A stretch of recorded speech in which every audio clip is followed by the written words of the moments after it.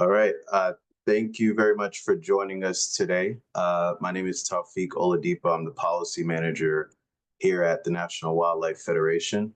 And this is the first installment of our new Clean Economy Coalition of Color Roundtable series.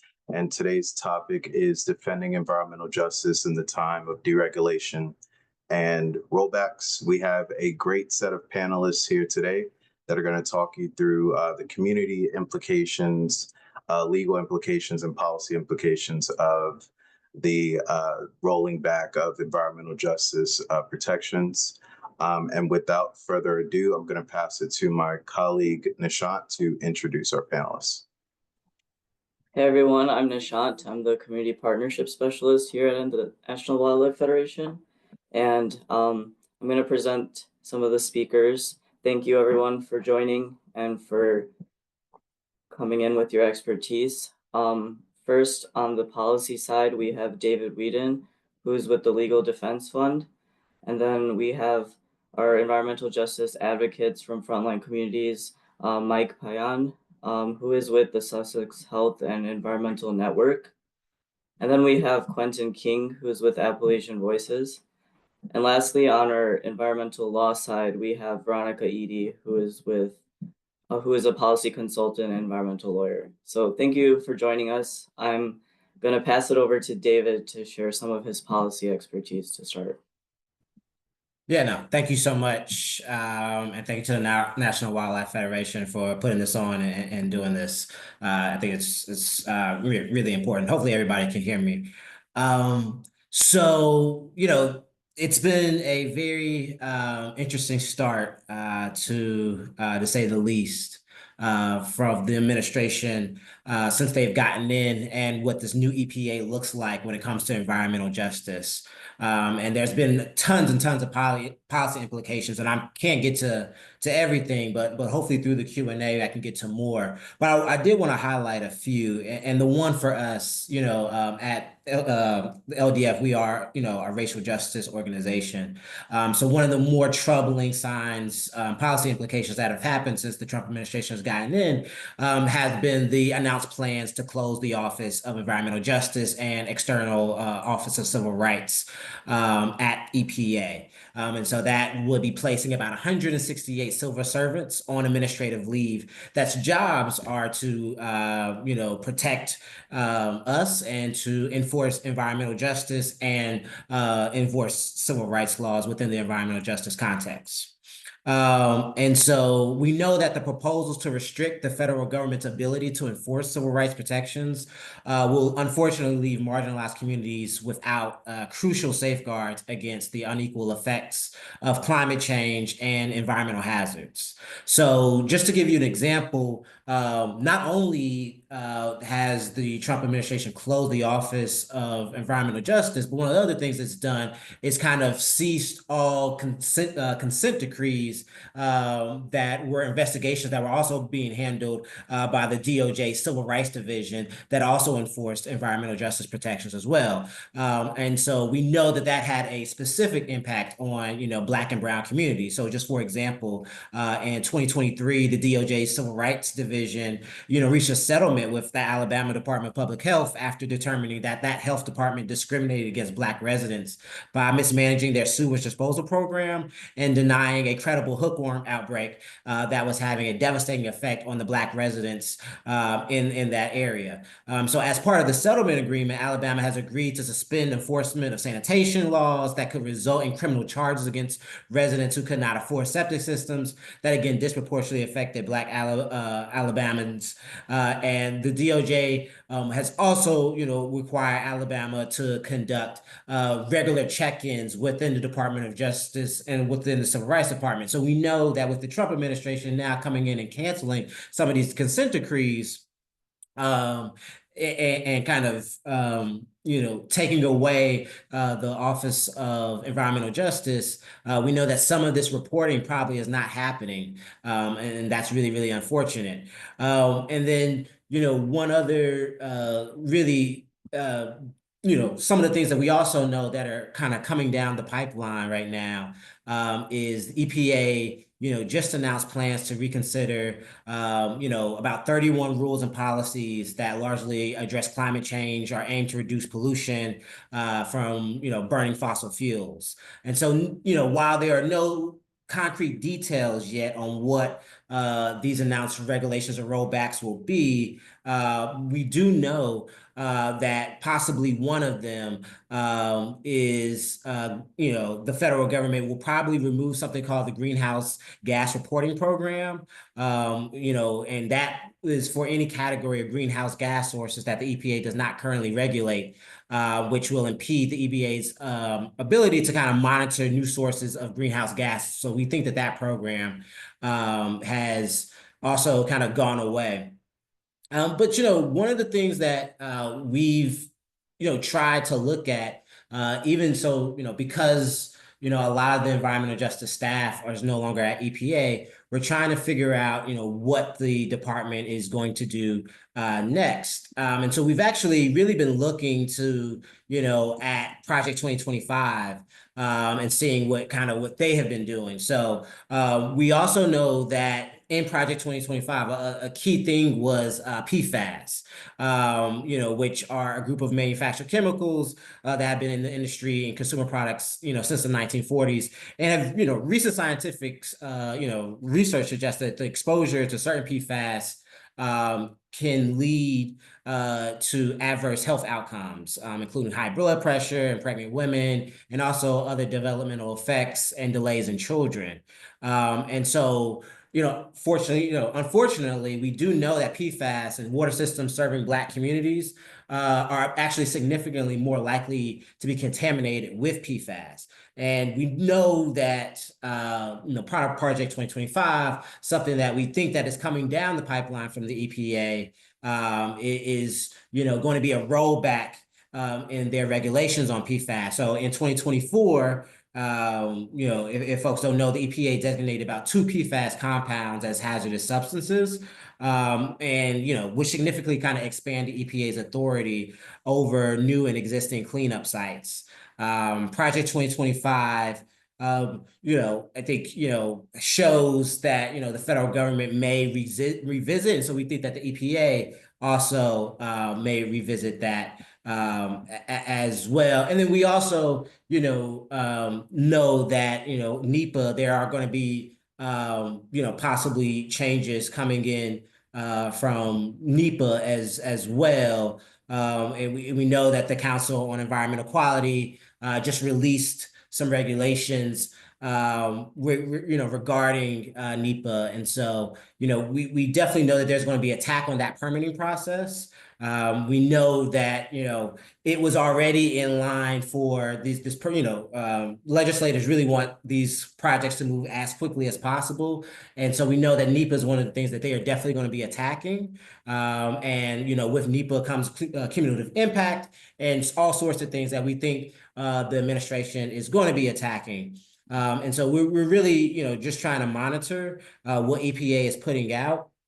One other thing that I would also add that, we know that Congress has done on the policy side, has, the House has introduced a CRA on the lead service line replacement program that EPA was doing, and the copper and lead rule, not the lead line service replacement, but the copper and lead rule. And so right now there isn't and hasn't been as much activity in that, which is really, really good. For people who don't know, a Congressional Review Act, when an agency puts out a certain rule, Congress does have the authority to take away that rule, but it requires a vote in Congress. And so far, even though it has been introduced in the House, there's just really been no movement. On the Senate side, there has also been no movement on the lead and copper rule. So we're hopeful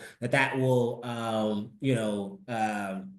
stay the course. There is a deadline that Congress would have to act by in order to reverse that rule. And so I'm pretty sure I have to check. I'll try to check in a second, but I think the rule is around May 14th. I think that they would have to pass something. And with Congress being kind of enthralled in budget reconciliation talks right now, there is hope. Folks are hopeful that even though the CRA was introduced, there won't be any movement on it in the House or in the Senate. And so that is where we are on the lead and copper rule. But there's been a lot of there's just been a lot of activity, unfortunately, within the environmental justice community. And then another thing, I can touch on is the grants, right? And so we know that part of Trump's rollback on DEI and other things have kind of targeted environmental justice grant programs. And so we know that there has been a real target on those fundings of those programs and trying to see if funding is actually going out to grantees of the environmental justice grant program, which we think the EPA will suspend. And I'm not totally clear if they've already suspended that or not. But we definitely know that air quality, water quality, and sanitation, all the testing is going to be severely impacted by the rollbacks and the deregulation that the EPA is going to go through. Again, the EPA, the department recently, I think just a few weeks ago, again, released that they were going to have the biggest deregulation in their history. And that they said they were going to, again, deregulate about 31 rules and regulations. And so we're just awaiting to see what those rules and regulations are. And so that's all I have right now. But yeah, look forward to the question and answer section as well.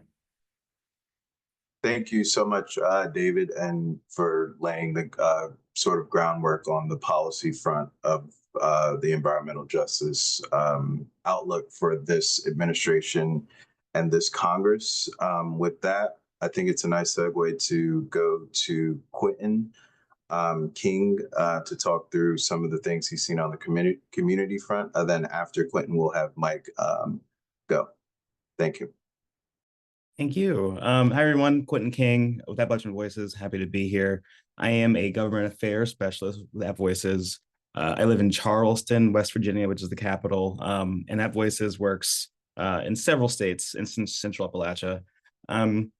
So I think for my first part, I want to focus on West Virginia, where I live. And I'm happy David mentioned PFAS because that was on my list to mention. One of the first large-scale PFAS producing plants is actually in West Virginia. There's a movie Dark Waters with Mark Ruffalo a few years ago that many of you may have seen. So there's a legacy of pollution in West Virginia. And PFAS, have they're in all of our waters and all of our bodies. Parkersburg dealt with a large civil suit years ago about this. But our legislature actually was ahead of the curve a little bit and trying to have some sort of PFAS plan, I think in 2023.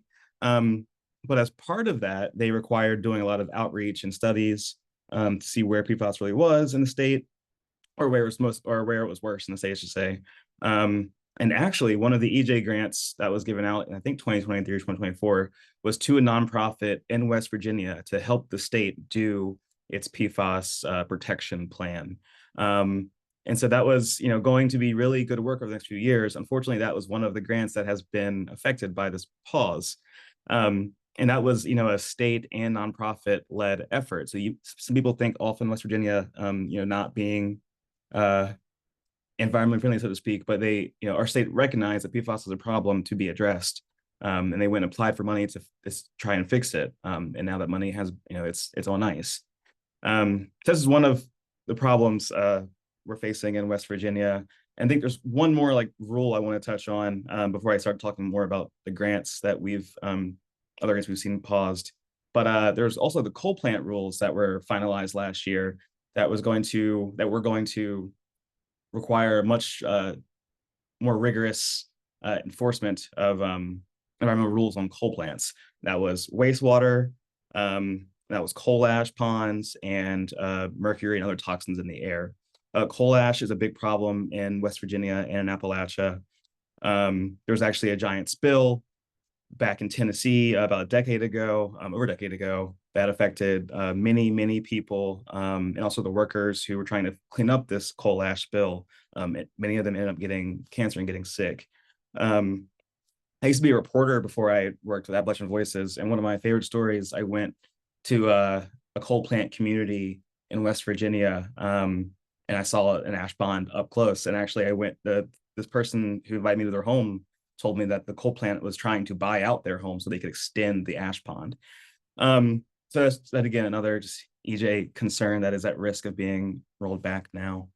But some more specific grant work and community work. Appalachian Voices was going to be part, or is, we're part of the Thriving Communities Technical Assistance Program, which is an EPA grant that's also been caught up in this federal freeze. And I was really excited to help lead that work in West Virginia. The point of that was to help underserved communities, groups, towns, and other entities try and address their environmental justice concerns. West Virginia, we have a lot of problems and a lot of these groups that are, they're neighborhood groups or they're really under-resourced groups who don't necessarily know how to go about solving their issues. For example, Southern West Virginia, many of those counties haven't had consistent clean water for years now. And we were really excited to try and get resources to those groups, try and get them in front of their lawmakers, try and find them scientists to help them really identify the root of those problems. And that's another thing that's been frozen. Another issue is the community forestry grants through the USDA, also been frozen. Voices was going to be a partner in Virginia and West Virginia. And the point of that grant was to solve environmental justice issues through forestry. So both, urban forestry and also rural forestry. So trying to reforest abandoned mine land. So we work a lot with communities that have had strip mining near them. And a lot of flooding can happen when strip mining happens. So basically, they level a mountain to get rid of all the trees on top of the mountain, and all that runoff just floods communities downriver, down the mountain. And so we were excited to try and figure out how we can try and address some of these flooding issues that are happening in Appalachia with forestry on the rural side. And then also, on the urban side, I probably don't have to tell all of you here, but heat islands are a problem in urban areas. It's basically where there's not a lot of shade. Sun is just beating down on you. And then pollution, the trees also can help with pollution. So we were going to help administer direct funding towards nonprofits and cities who were trying to solve their issues through forestry. And I know I'm just barreling through some funding that's been cut now. Something else that's affecting Appalachian communities and communities of color in Appalachia is mining safety. A lot, coal mining has decreased in Appalachia, but it is still dominant where it is. And it's, there are plenty of people of color, Black people specifically, who work in mines. And the administration they're at risk of defunding MSHA, the Mine Safety and Health Agency, at a time when there was momentum in trying to solve mining issues. So Black lung disease, many people thought it was solved decades ago, but it's been on the up and up. And it's an incurable disease that is, I think, 1 in 5 miners in Appalachia has some form of the disease. Like 1 in 20 has the worst form. But there was a rule passed last year, or finalized last year, sorry, that was going to try and address Black lung disease and force coal companies to actually take a hard look and stop exposing coal miners to the deadly dust that was causing it, which is silica dust, not coal dust. Although both dusts are bad. Anyway, that rule was finalized, and it was automatically fought by coal companies in the coal industry. But we're now, even though it's been finalized and it's past the CRA timeline, we're afraid that if they just defund MSHA or miner safety, it might as well be overturned if there's no mine inspectors to enforce that. The Department of Government Efficiency has already terminated, whatever that means, 30 leases for MSHA offices across the country, including many in Kentucky and West Virginia, where black lung is the worst right now. So we're really concerned about the future of our coal mining communities, and their environmental justice population. That is the company, that is the industry that is there. So they're working in it, and it's not their fault that they're being exposed to this deadly dust.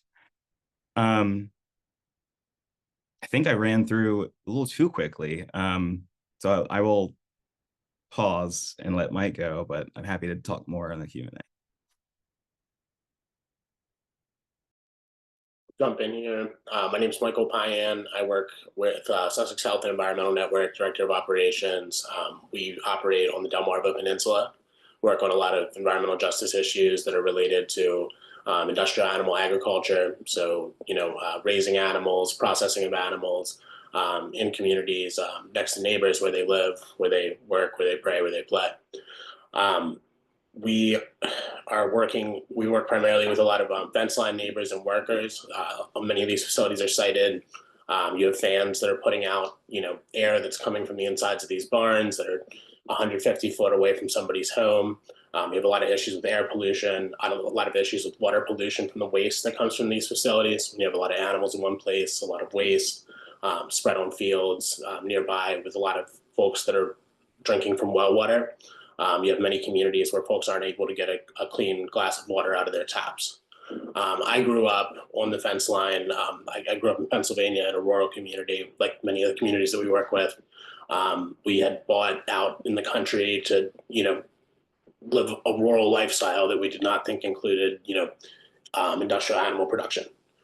There were cows on pasture when we bought out there. We expected, to live next to farms and to smell manure and, the normal things that come in a rural community, but not to the degree that it gets to when you start to see it at an industrial level.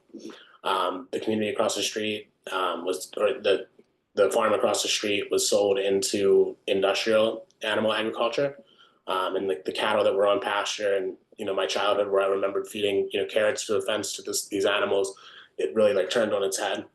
There were four chicken barns put up that held 20,000 birds in each barn. So you had 80,000 birds directly across the street, probably a quarter mile away from our door. You had thousands of cattle that were out there in the feedlot once they had came in with underground manure storage. We were on well water.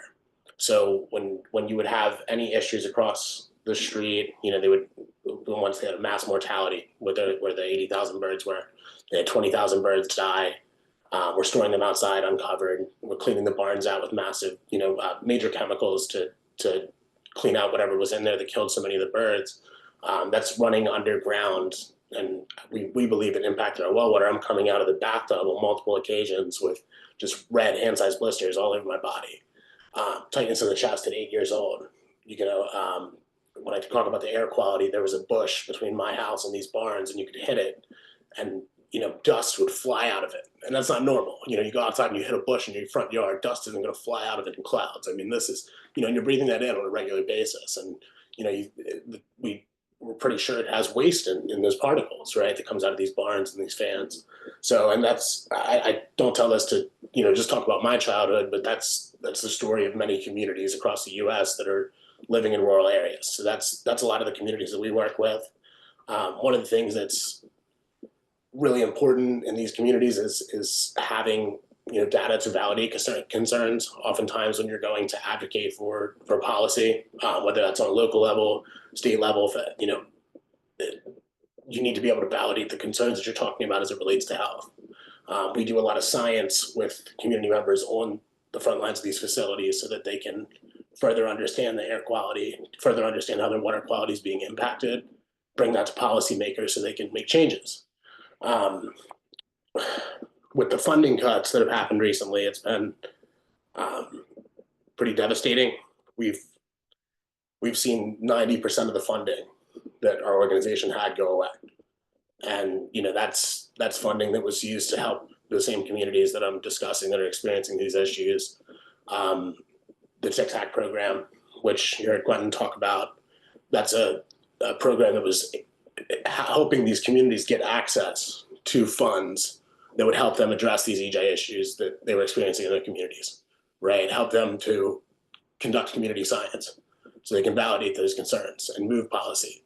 Help them to be able to get funding to, further organize in their communities and be able to make a presence and an effective community group. And seeing that money get taken away from all of these communities that really do truly need it it's heavy, and there's been a lot of efforts from, private foundations to step up and try to fill gaps in some places, but there is just so much need after what's happened. I know that we're not the only community group that's in that position. I know, Quenton talks about the funding that they've lost. There's many people that are concerned about, the security of their jobs, right, as this continues, the security of their organizations that do really important work.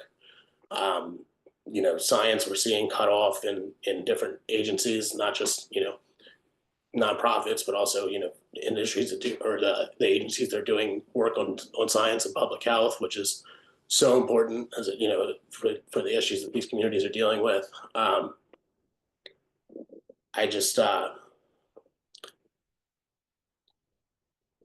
hopeful that we can move forward and be able to fill this gap. We're taking it day by day, and we're hopeful that a lot of these programs will hopefully be restored. There's a lot of efforts from folks trying to, take legal action to deal with some of the cuts that have happened, but we'll see, I guess, what happens and keep our heads up and continue to do the important work that we need to. Thanks for that, Mike. So good point on the legal. And Veronica, I'm glad that we have you on. Could you give us sort of a overview of what's happening or what could happen legally? Yeah, sure. And thank you. And thanks to NWF. I'm really happy to be here. Yeah, just listening to my co-panelists, a lot has come up for me personally. I come from Appalachia. I'm from Western Pennsylvania, so I've seen a lot of what I've heard Quenton and Mike talk about firsthand growing up there.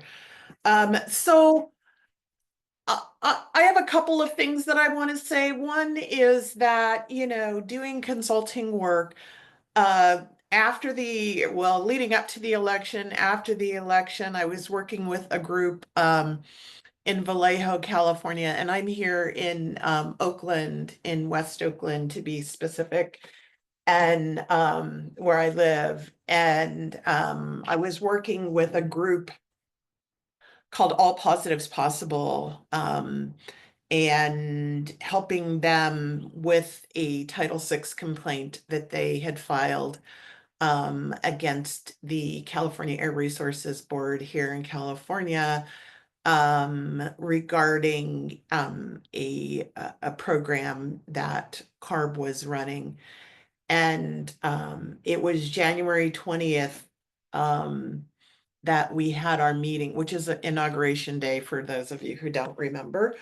And that was when we had our initial meeting with US EPA's Office of Environmental Justice and External Civil Rights, and then didn't hear back from them since that time.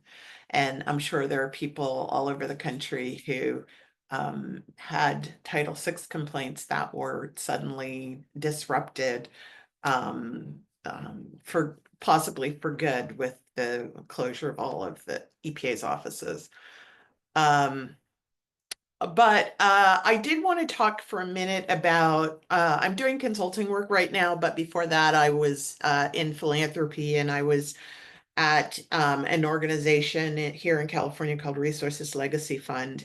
Resources Legacy Fund was one of the many community-based organizations, philanthropy organizations that were implementing the IRA-funded Environmental Justice Thriving Communities Grant Makers Program, not the Tic Tacs.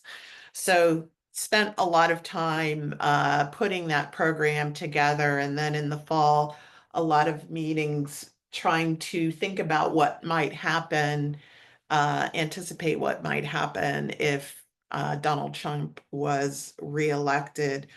And it was interesting. I spent a lot of time meeting with other foundations, meeting with foundation type organizations like the Health and Environmental Justice Funders Network, with a lot of other funders across the country to anticipate what was going to happen, and be able to support local environmental justice groups throughout the next 4 years.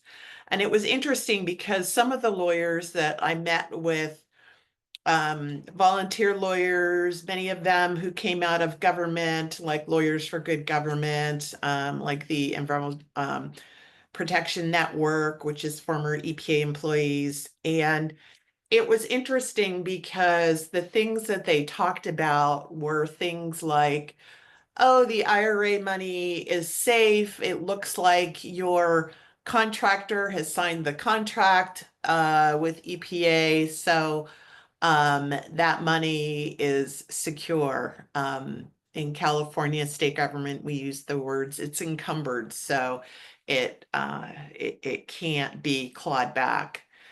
And I met with a program officer at my former employer recently, who is now the program officer for that program. And she told me a couple of things. That the funds are frozen, which we anticipated. I think what some people didn't anticipate was that the Trump administration would not follow the law. Now, that's certainly something that I was afraid might happen. I don't think that we should be too surprised by it right now, but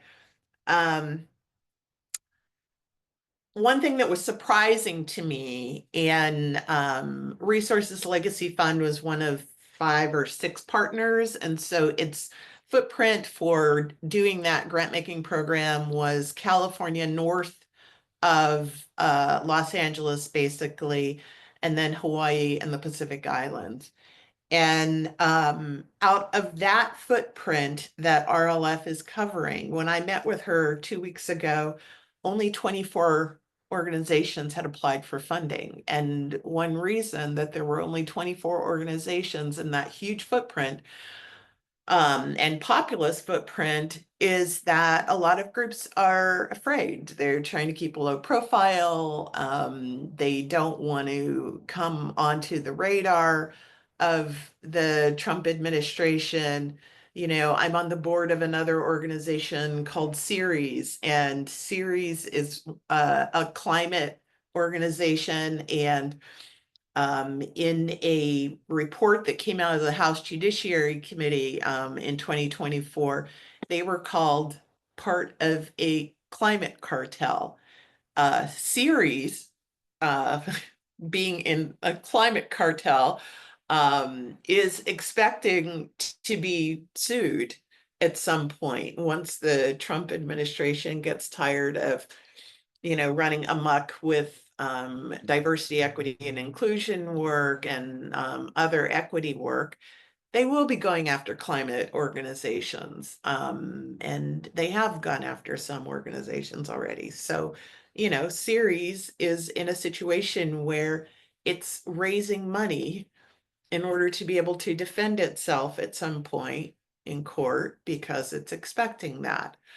I was on a webinar this morning by Chronicle of Philanthropy held, and the reporters from Chronicle of Philanthropy who were on the panel were talking about the competition for funding now within private philanthropy because federal dollars have dried up. You have organizations like the International Rescue Committee that are taking out, full page ads in the New York Times to try to raise money because their funding has dried up. So as the federal funding dries up, there is an existential moment for organizations. Can they continue to survive? How do they continue to survive?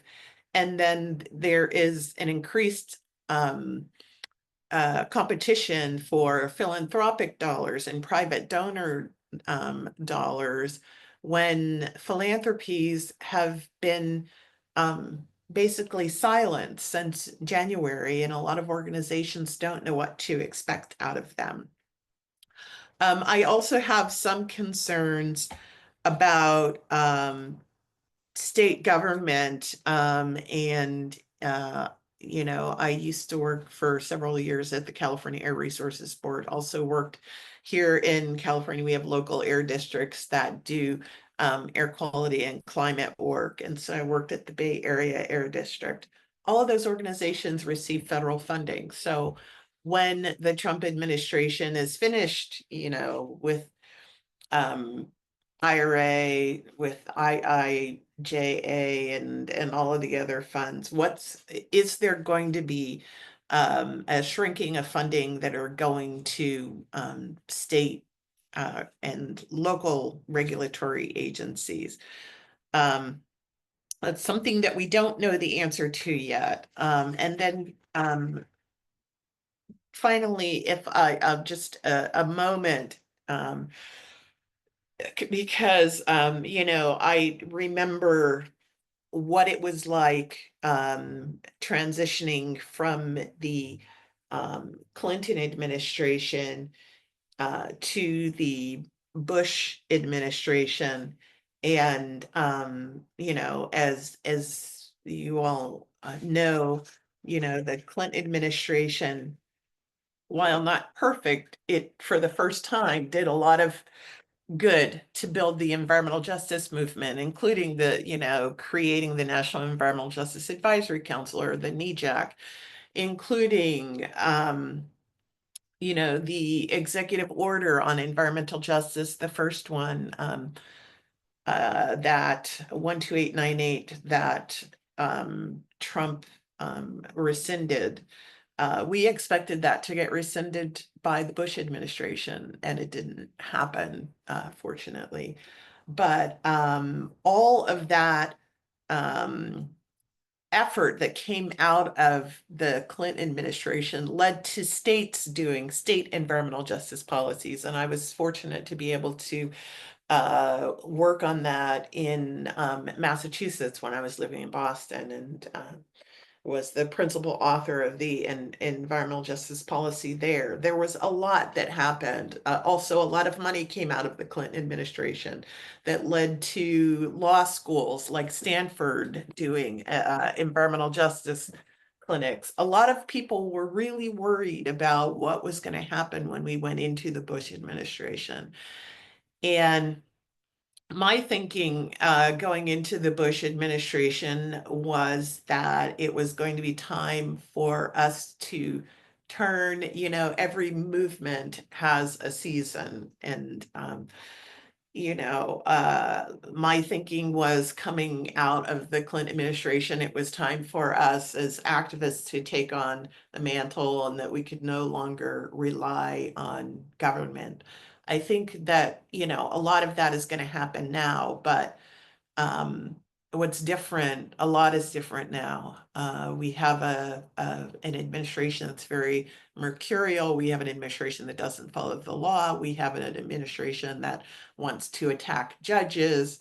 So a lot of things that we were able to rely on back in 2000, we're not going to be able to rely on right now.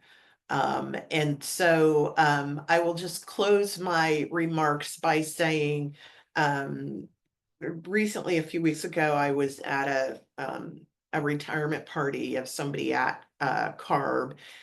And so went to Sacramento to attend the retirement party, and had a chance to have some conversations with some of the board members of CARB that I used to work with. And one of the board members came to me. He's somebody who used to be a politician, but is no longer, and works in the nonprofit sector now.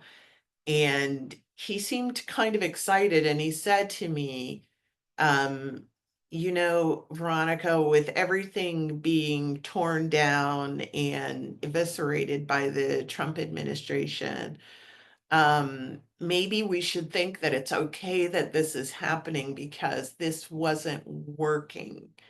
And if you think about environmental justice, it wasn't working for a lot of us. It worked for some of us, didn't work for all of us. And I'm not saying that I agree with him wholeheartedly. I'm not saying that I want to see everything torn down.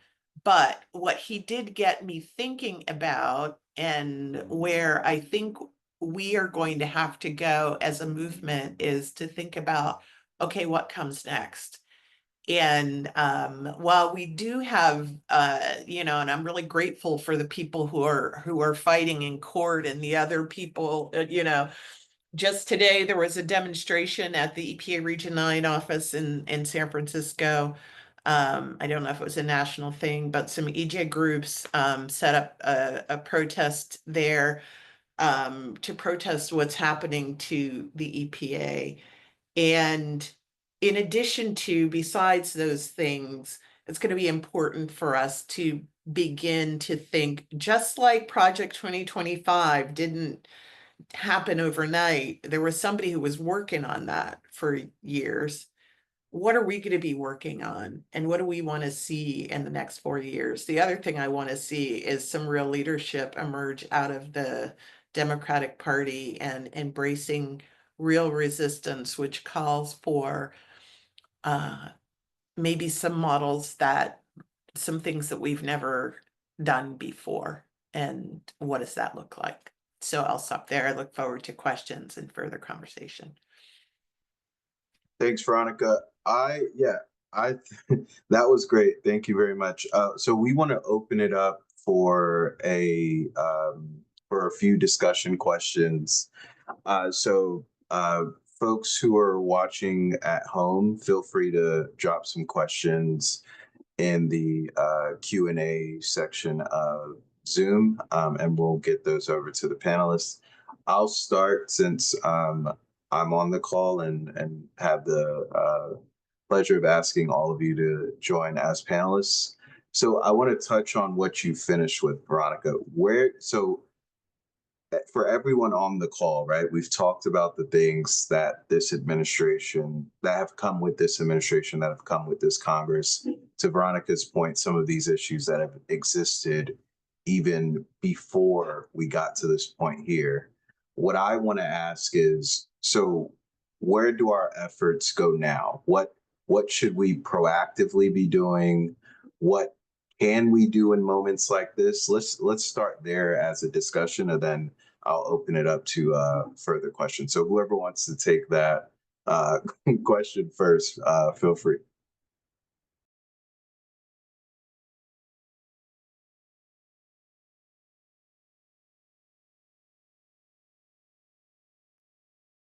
Yeah, so you know, I'll start us off. You know, on the policy front, you know, I think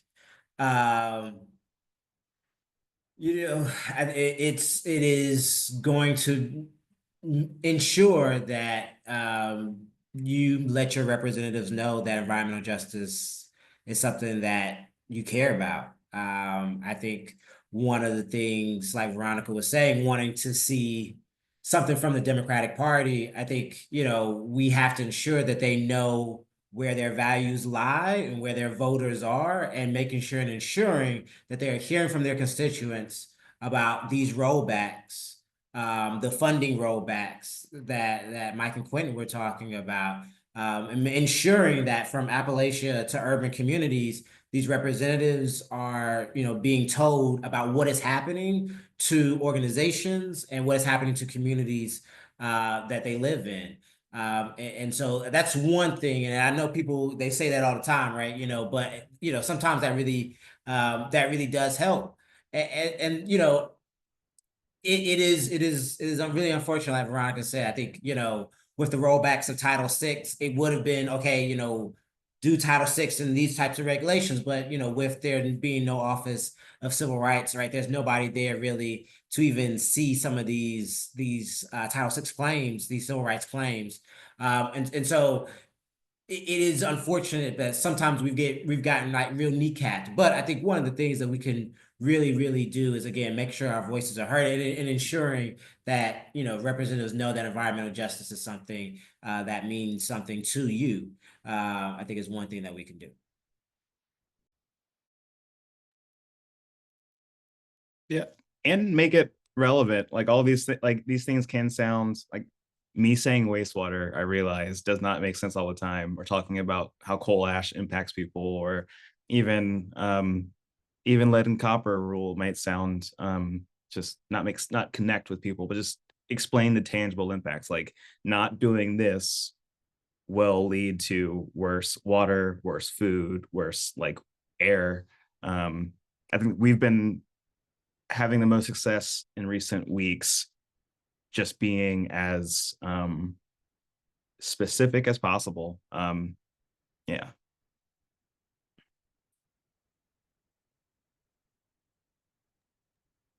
I would just add that, I mentioned I was on this webinar this morning, and as the panelists were talking about, humanitarian agencies, and, they were on the topic of the International Rescue Committee, they promoted, us adjusting our narrative to talk about or to illustrate the impacts.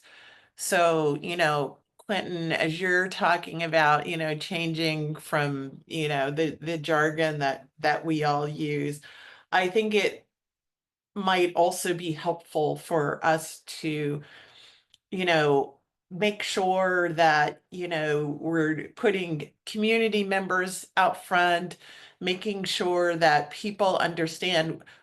I talk a lot about in California, I talk a lot about, access to safe drinking water. And in a state of 39 million people, 1 million people don't have access to safe drinking water. It's one thing for me to talk about that, but who are these people who don't have safe drinking water, and what is their narrative? And so I feel like it's also going to be really important for us to make sure that we're articulating the impacts, and that we're giving people the opportunity to, describe their experience in their own words. Let's stay right there, right? Because that's one of the questions that I have written down. The role of the counter narrative in the issues that we're discussing around environmental justice. How do we win the messaging battle? Because a lot of the folks that we are bumping up against are industries or whoever it may be on the opposite side of the justice work that we're doing.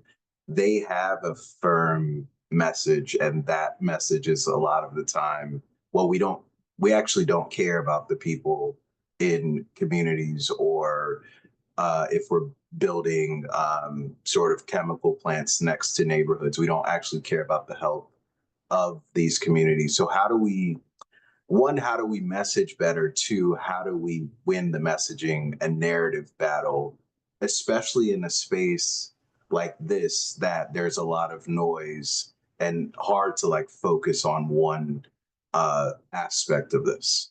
I know that was a large question, but feel free to.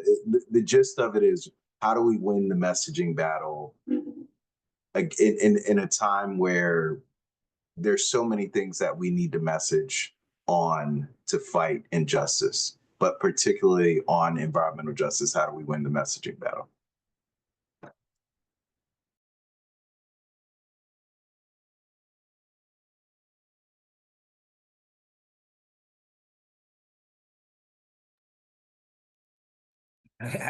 Yeah, I think it's a few things. I think it's one, it's definitely what Quenton said. but I think it's just highlighting the harms. I think you really have to highlight some of the harms that are going to happen, and that the harms that would happen will outweigh the benefits. So one of the things you hear about NEPA, are, we can build projects, housing projects much quicker, right? If there wasn't an environmental review, right? But if that apartment complex or those houses are going next to coal ash, are going next to a refinery plant, are going next to an oil refinery, right? And you give that parent and say, hey, but your child may be sick, right? Those are like real harms. And then, I think that puts it into better perspective. Because like you said, the other side has this narrative, right? We're slowing down, NEPA is slowing down construction. NEPA is slowing down the process. It's slowing down building. It's slowing down ingenuity, and it's slowing down all these things. But really, I think one of the key factors is if you look at it, there's also just a lot of harms that could happen. And when you don't have these review process, when you don't go through that review, you can end up, one of my first Title VI complaints was a housing project that was about to go up in Corpus Christi, Texas, right next to an oil refinery. And we had people and community members that came out and said, yes, I would love affordable housing in Corpus Christi. Yes, I would, but I do not want my child to have asthma. I do not want my child to develop cancer. Right. And so really getting those, I think getting people to understand what the harms could be, I think is also one of the ways that we can change the narrative around some of the environmental justice pieces. I like the framing of that. So not affordable, you don't want affordable housing at the expense of your child's health. Like that sort of framing is like what I believe is like the winning sort of messaging. Mike, I want to bring you into the conversation. So my background is in community organizing. So I know a lot of the time, folks who are organizers, they hear those sort of messages and the stories from communities. I know when we spoke prior to this call, you were telling me a lot about the communities that you work with and work for. How are you kind of navigating this space to, one, make sure communities have the things that they need, but two, also, I don't want to say inspiring because I feel like it's such a cheap word in this moment, but how do they know that the work that they're doing matters, even if they're not reaping the benefit of it today? I mean, you have little wins, right? And it's important that the communities are able to, hold on to the small wins that you have on a daily basis. You're not always going to be able to get, everybody clean water in your community immediately. But there are ways that we can continue to, work through it with everything going on, that we're still able to continue. I mean, we've done our work on shoestrings for years. Right. I mean, there was a long time before, we're upset about what's going on with the cutbacks, but there was a long time where none of that was available, or, a tenth of it that was available that was there. While there were some opportunities that have been taken away, we've, like I said, we've always done that work with very little. We're continuing to do that. We're cutting back. We're doing as much as we can to be able to continue to help communities. We have authentic partners in universities that are wonderful partners of ours, in organizations that we've worked with for a long time, in some of these foundations that are stepping up.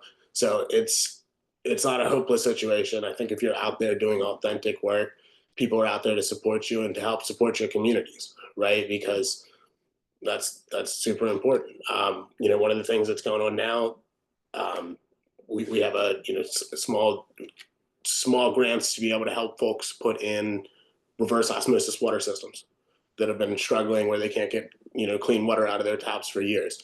So while we can't get maybe the entire county or the entire zip code clean water and reverse osmosis, at least we can get 16 or 30 people reverse osmosis on their taps in their homes, on their kitchen sink, so that they don't have to clean with or cook with water that's impacted with or drink water that's impacted with nitrates or fecal coliform, whatever it may be.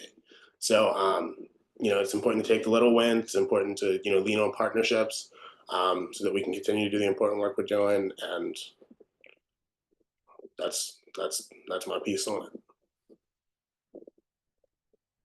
If I could just sort of add to that, because something just popped into my head. One thing that we have now that we didn't have in 2000 is we have data, and data can really be so helpful in the narrative, so in air quality, in drinking water. And it just made me, as I was thinking about preparing for this panel today, I was thinking about a group that was started here in California in the I had to say maybe it was even in the 90s. It was a group that was part of an organization called Communities for a Better Environment. And CBE had a couple of people internally who created the Bucket Brigade, which they actually went around the world measuring air quality. And all they had was, like an industrial bucket and a hose, and they were going around and they were teaching, you know, local residents how to monitor their air quality, and then armed with that data, um, having protests and going to agencies and sitting down and saying, look, see what we're breathing. And what we have now that we didn't have 30 years ago is we actually do have, low cost air monitors that you can buy online. There are companies, like there's a company called Aclima that does mobile monitoring. And I think that the data can also be a really powerful tool for us to use. Now, one problem that we have is that the mainstream media isn't reporting everything. So not all of this information is getting out there, but we have social media. And I think that as we get used to, we get through these first 100 days and we adjust to this administration, we're going to have to be thinking about, paying attention to what is getting the story out there, what is the story, and how can we get the story out there. And so I think social media is going to be really important as well. Okay. Anyone from the audience have questions for the panelists? Or Nishant, did you have questions for any other panelists? I don't have any other questions right now. Thank you for your expertise and stories and a lot of next steps for us to think over. Can wait a second if anyone from the panel has anything else to say, or if we have any questions from participants. I'll ask another question. So I know a few of you have touched on what's happening at the federal level, and then some in the state and local level. So as the federal level work kind of slows down or comes to like a screeching halt, what can we do in states? Because there are states who are examples of how we can fight for environmental justice and even get legislation introduced and passed. How do we move our approach from the work at the federal level to more state and localized work?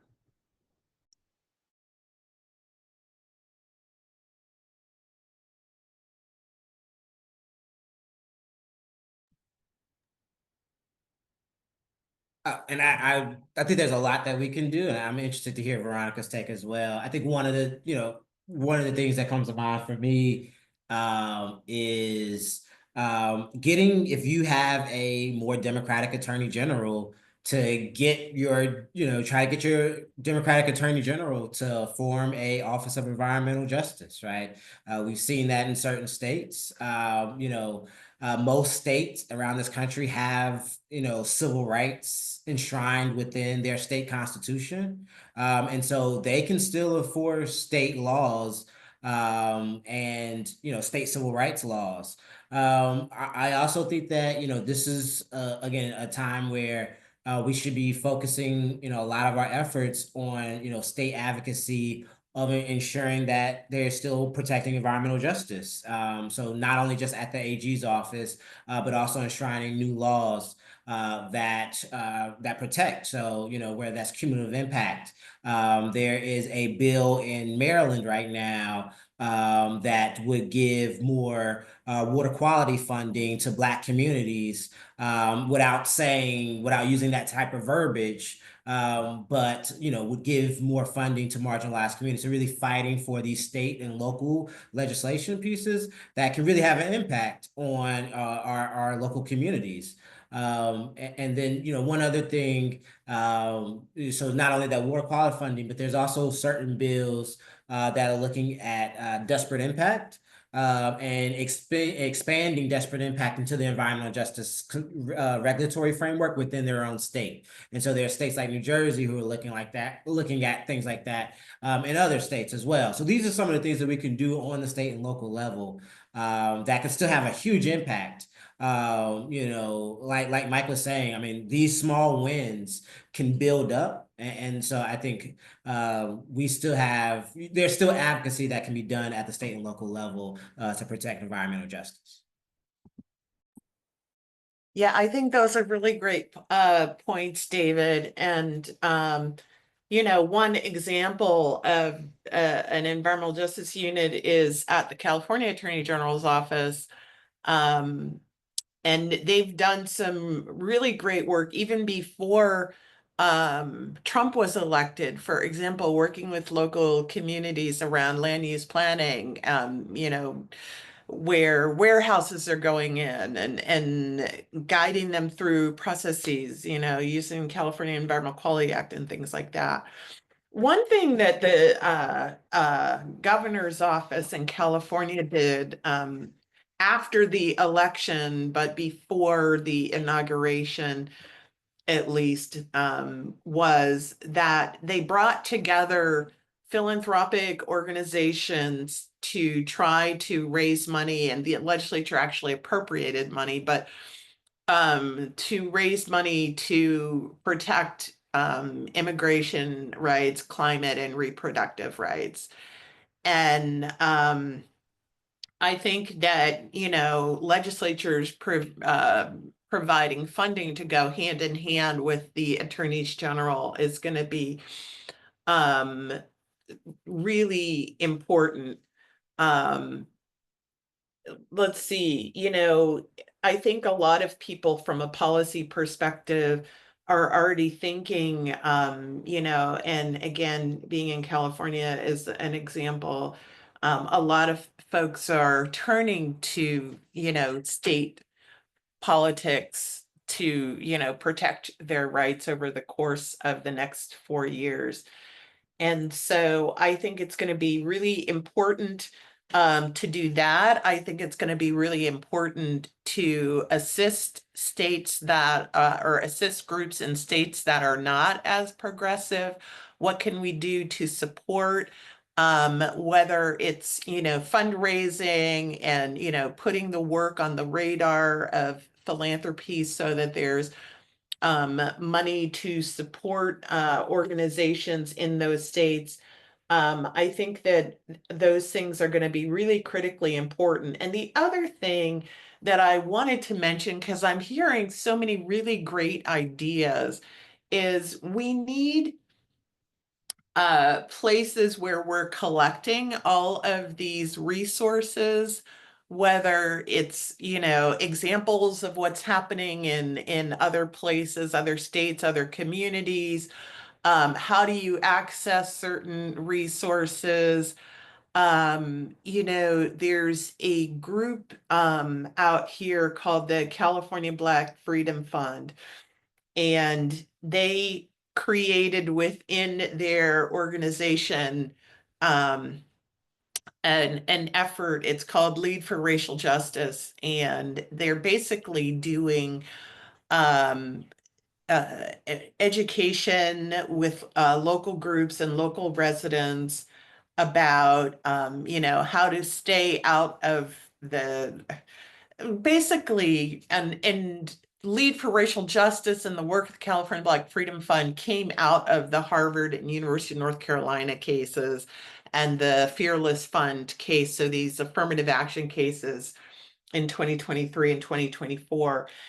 And they basically wanted to support community-based organizations. So A, that they understood these cases and what the implications were. B, so that they could do their own assessment and determine how much risk that they want to take. And then have the organizations, take on that risk, knowing full well, what the consequences could be. And I see a lot of parallels here with the Trump administration, because the Trump administration is vindictive. They are going after people. So, supporting organizations so that they can make these informed decisions. And then also educating philanthropy so that philanthropy knows how to support organizations in this way.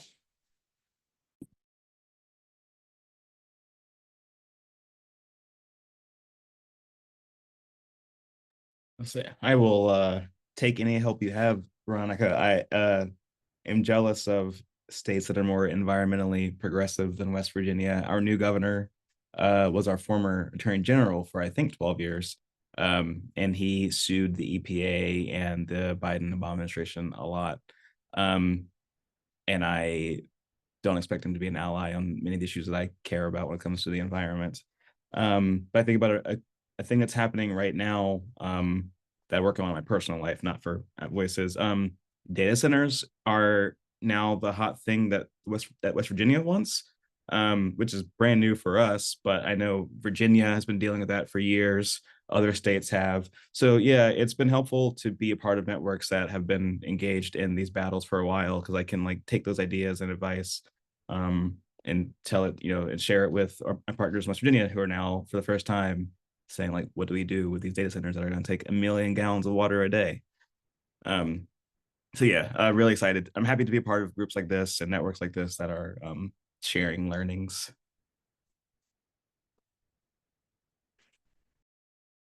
They also take a lot of energy.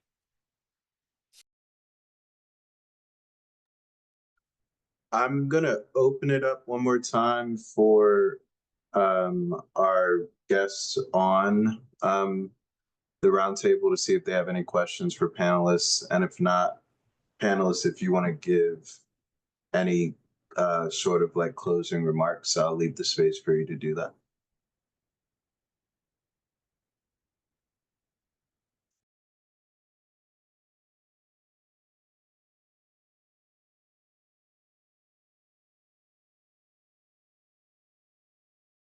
Okay, doesn't look like any questions. So how about we start with Mike, if you have anything to say to close. I would just say, for anybody that's doing this work, we're going through a really tough period right now. I think everybody that's in this movement know that the work that you're doing is valued by communities. It's very important, and that we will be through this one day. In the meantime, take it one day at a time, and we'll get through it together.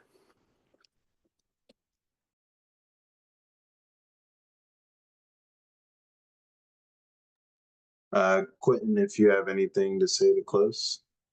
Yeah, I guess I know it can be scary, but if you have the ability, don't be afraid to tell your story. If you're not at risk of any sort of retribution or anything, telling your story can really help fight the bad things and make more of the good things.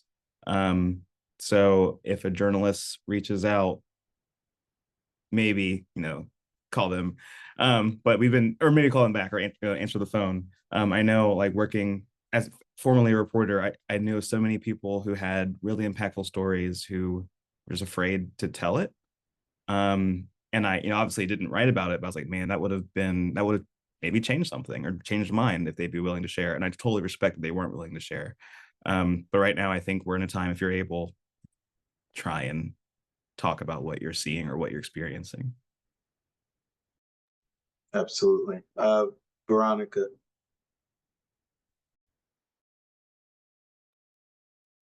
Yeah, I don't have much to add, but I just want to say, my parting words are, this looks different from anything that we've seen, anything that this country has seen, in many ways in our history. We haven't seen this, this hoarding of power, this attack on the other branches, this lack of stewardship and lack of resistance by, Congress. And so I just want to say to people that resistance might look different too. So, as I said earlier, while it's important for us to keep doing the things that we've been doing and things that we can do within our system, there may be things that we do as resistance that looks a little bit different, and we should think about that. Be creative and be willing to try new things. Thank you. And David, we'll go to you.